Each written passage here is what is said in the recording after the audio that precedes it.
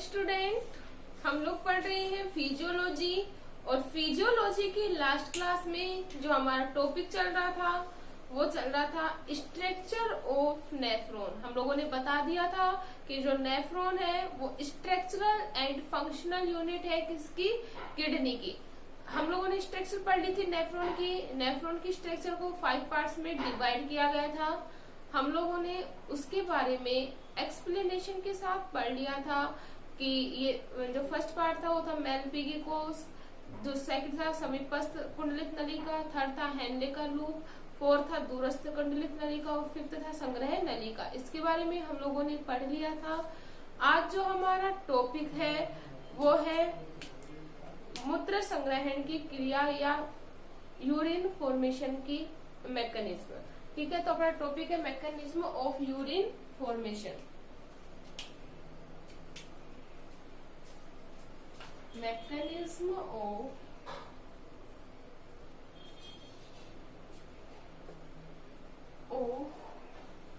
Urine formation या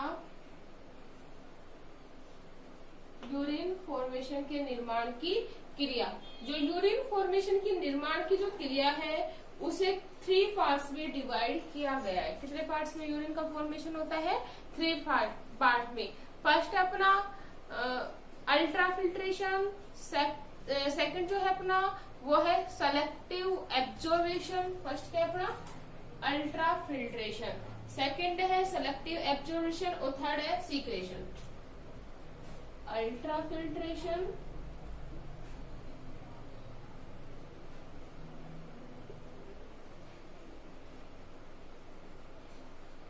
second है selective absorption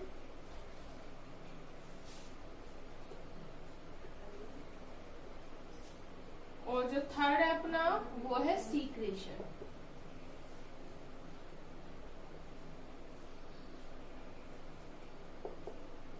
ठीक है, तो हम लोग बात करेंगे फर्स्ट अल्ट्रा फिल्ट्रेशन की। Ultrafiltration is the first step of urine formation. जो अल्ट्राफिल्ट्रेशन है वो प्रथम चरण है किसका? यूरिन फॉर्मेशन का। इसमें क्या होता है? ब्लड से अल्ट्राफिल्ट्रेट होता है कौन? यूरिन। इतना क्लियर है। इसमें क्या होता है कि हम लोगों को पता है जो ग्लोमेरुलस जो स्ट्रक्चर है उसमें जो कोशिकाएं होती हैं वो कोशिका गुच्छ के रूप में प्रेजेंट होती है। किसमें प्रेजेंट होती है? कोशिका गुच्छ के रूप में। और ये जो कोशिकाएं होती हैं वो उपकलीय स्तर से आस्तरित होती है या उपकला के एक स्तर से ढकी हुई होती है। इस प्रकार से होती है संरचना। हम लोग देख सकते हैं नेफ्रॉन की।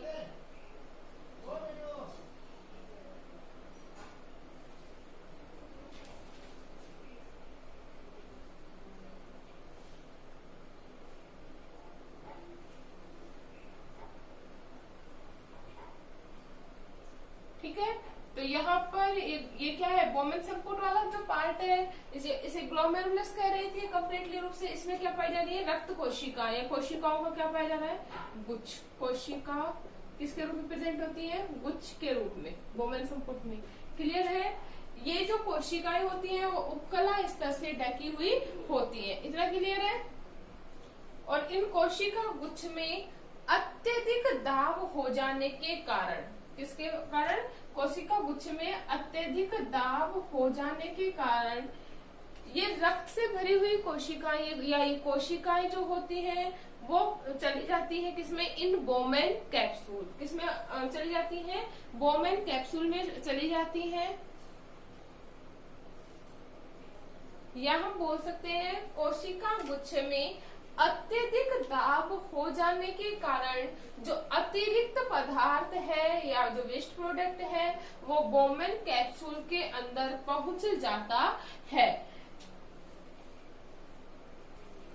ठीक है भाई, तो जो अतिरिक्त मैटर है वो कहाँ पे आ गया? बोमेन कैप्सूल में। लेकिन सबसे इम्पोर्टेंट बात यह है कि एक निश्चित मोलिक्यूलर वेट तक या निश्चित आणविक भार तक की ही जो पदार्थ है वो बोमेन कैप्सूल में आते हैं। इससे ज्यादा जो मोलिकुलर वेट वाले जो बड़े अणु होते हैं वो बोमेन कैप्सूल में नहीं आते।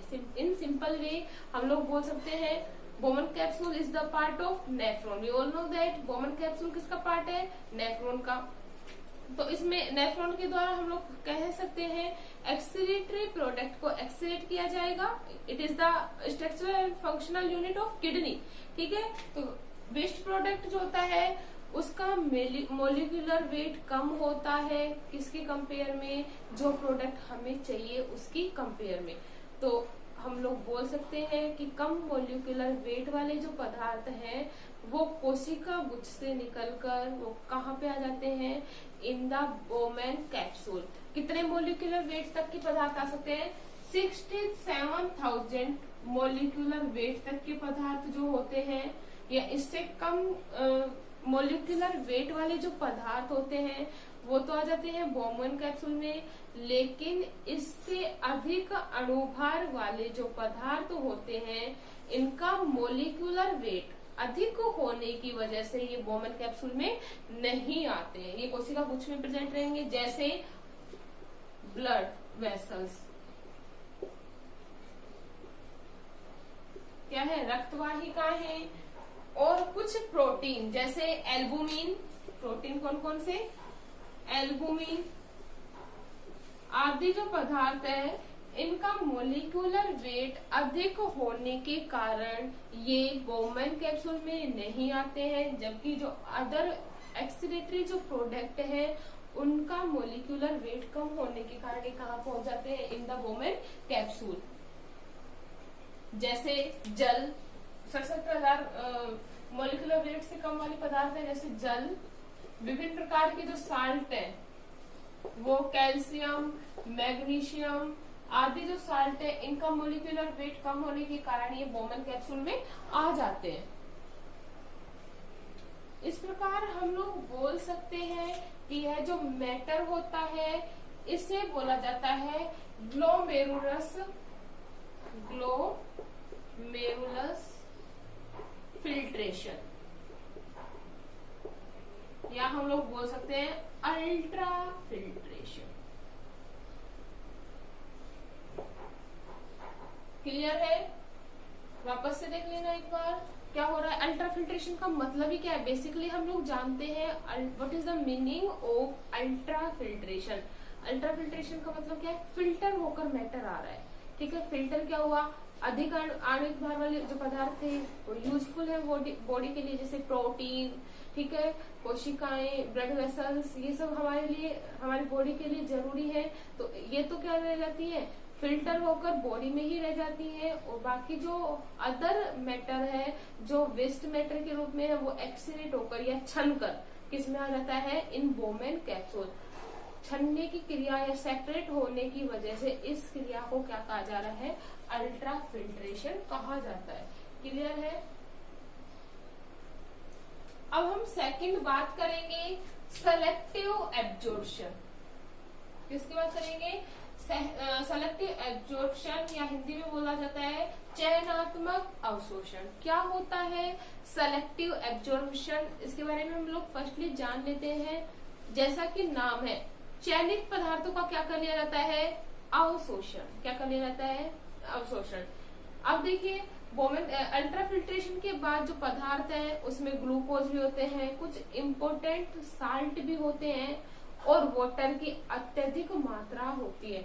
अगर ये सभी पदार्थ संपूर्ण रूप से त्याग दिए जाएंगे तो क्या होगी, बॉडी में वीकनेस आ जाएगी और धीरे धीरे जीव की क्या हो जाती है, मृत्यु।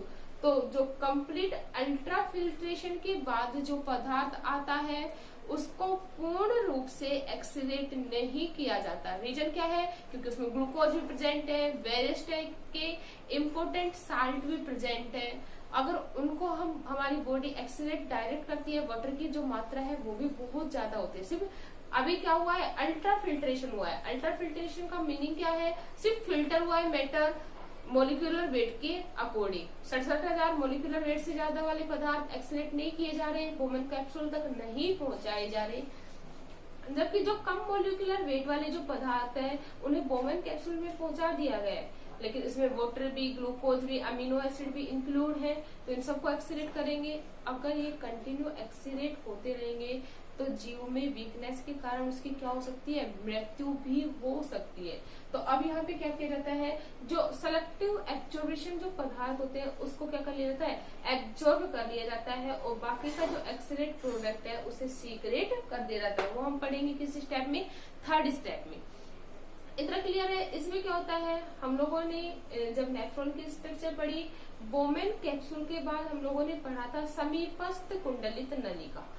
समीपस्थ कुंडलित नलिका में हम लोगों ने बताया था कि इसमें सूक्ष्म रसांकुर पाए जाते हैं जो क्या करते हैं, एब्जॉर्बेशन की सरफेस को बढ़ा देते हैं। तो अब क्या होता है, जो अतिरिक्त वाटर की जो मात्रा है, ग्लूकोज की जो मात्रा है, इसे क्या कर लिया जाता है, एब्जॉर्ब कर लिया जाता है उन सूक्ष्म रसांकुर की सहायता से। सूक्ष्म रसांकुर की सहायता से एब्जॉर्ब करने के बाद जो बचा हुआ जो वेस्ट प्रोडक्ट है, यहाँ सेलेक्टिव एब्जॉर्बेशन की क्रिया में मोस्टली पदार्थों का जो हमारी बॉडी के लिए यूजफुल है उसको क्या कर लिया जाता है, एब्जॉर्ब कर लिया जाता है। ठीक है, उसके बाद जो बचा हुआ वेस्ट प्रोडक्ट है उसका क्या कर दिया जाता है, सीक्रेशन। तो ये हमारा था सेलेक्टिव एब्जॉर्बेशन की क्रिया। आगे हम देखते हैं कि आगे इसमें विभिन्न प्रकार की क्रियाएं होती है उसके बारे में। इसके साथ ही साथ ग्लोमेरुलस फिल्ट्रेट का 99% पार्ट क्या कर लिया जाता है, एब्जॉर्ब कर लिया जाता है। किसके द्वारा, सेलेक्टिव एब्जॉर्बेशन के द्वारा। इस प्रकार लगभग 1 से 1.5 litre 1 to 1.5 litre 1 to 1.5 litre जो यूरिन है वो 24 आवर्स में क्या होता है, इसका फॉर्मेशन किया जाता है। बाकी का जो मैटर होता है वो इस क्रिया के द्वारा एब्जॉर्ब कर लिया जाता है। इसके साथ ही ग्लोमेरुलर फिल्ट्रेट से पदार्थ का अवशोषण रुधिर में उपस्थित पदार्थ की मात्रा पर निर्भर करती है। किसके साथ, जो अवशोषित पदार्थ है वो किस पे डिपेंड कर रहा है, रुधिर पर, रुधिर की मात्रा पर। क्लियर है। जो ये पदार्थ होते हैं वो कहलाते हैं देहली पदार्थ। क्या कहला रहे हैं, देहली पदार्थ। ठीक है, तो वापस से देखना, ग्लोमेरुलर फिल्ट्रेट से पदार्थ का अवशोषण उन पदार्थों की रुधिर में उपस्थित मात्रा पर निर्भर करता है। इसे क्या कह रहे हैं, देहली पदार्थ। और ये जो देहली पदार्थ होते हैं वो ब्लड में होते हैं 3 टाइप्स के। देहली पदार्थ कितने टाइप के होंगे, 3 टाइप के। कौन कौन से वो भी देख लेते हैं। फर्स्ट जो देहली पदार्थ है वो है उच्च देहली पदार्थ, उच्च देहली पदार्थ। सेकंड है निम्न देहली पदार्थ, और जो थर्ड है अपना वो है अदेहली पदार्थ, अदेहली पदार्थ। अब हम फर्स्ट बात करते हैं उच्च देहली पदार्थ की। तो उच्च, जैसा कि नाम है उच्च देहली पदार्थ, हम लोगों को पता है ब्लड की मात्रा पर डिपेंड कर रहा है, देहली पदार्थ कहला रहे हैं। ठीक है, तो उच्च देहली पदार्थ वे पदार्थ होते हैं जिनको जिनको शरीर को बहुत ज्यादा आवश्यकता होती है। मतलब हम लोग बोल सकते हैं उच्च देहली पदार्थ में वे पदार्थ आएंगे जो शरीर के लिए आवश्यक होते हैं। इन पदार्थों का पूर्ण रूप से एब्जॉर्बेशन कर लिया जाता है, क्या कहलाएंगे, उच्च देहली पदार्थ। क्लियर है। जैसे ग्लूकोज, अमीनो एसिड आदि। एग्जाम्पल क्या क्या हो सकते हैं, ग्लूकोज, एमिनो एसिड, ये शरीर के लिए आवश्यक होते हैं। ठीक है, तो इनका पूर्ण रूप से क्या कर लिया जाता है, एब्जॉर्प्शन कर लिया जाता है, उच्च देहली पदार्थ कहलाएंगे। सेकंड है निम्न देहली पदार्थ। जैसा कि नाम में निम्न देहली पदार्थ मतलब इन पदार्थों की बॉडी को कम आवश्यकता होती है। तो हम लोग बोल सकते हैं जब कम आवश्यकता होगी तो ग्लोमेरुलर फिल्ट्रेट के द्वारा कम मात्रा में क्या किए जाते हैं, अवशोषित किए जाते हैं, क्या कहलाएंगे, निम्न देहली पदार्थ। वापस से देखना, वे पदार्थ जो हमारी बॉडी के लिए कम आवश्यक होते हैं, जिनका कम मात्रा में अवशोषण होता है, क्या कहलाएंगे, निम्न देहली पदार्थ। जैसे यूरिया, एग्जाम्पल क्या है, यूरिया। इसका बहुत ही कम अवशोषण किया जाता है, नाइट्रोजनस सब्सटेंस है, कम अवशोषित होता है। थर्ड है अदेहली पदार्थ। जैसा कि नाम है अदेहली, मतलब कोई नीड नहीं। वे पदार्थ जो बॉडी के लिए बिल्कुल ही आवश्यक नहीं होते, या हम लोग बोल सकते हैं इनको बॉडी की आवश्यकता, इन पदार्थों की बॉडी को आवश्यकता नहीं होती, अदेहली पदार्थ कहलाते हैं। इन पदार्थों का 1% भी एब्जॉर्बेशन नहीं किया जाता, ये वेस्ट प्रोडक्ट के रूप में होते हैं। ठीक है, इनको पूर्ण रूप से एक्सीरेट कर दिया जाता है, क्या कहलाएंगे, अदेहली पदार्थ। एग्जाम्पल हम देख सकते हैं यूरिक एसिड। एग्जाम्पल क्या है, यूरिक एसिड पूर्ण रूप से क्या कर दिया जाता है, एक्सीरेशन कर दिया जाता है, क्या कहलाएंगे, अदेहली पदार्थ। क्लियर है इतना? ये था हमारा सेलेक्टिव एब्जॉर्बेशन। अब हम बात करेंगे थर्ड सीक्रेशन की इन नेक्स्ट क्लास। इतना क्लियर है?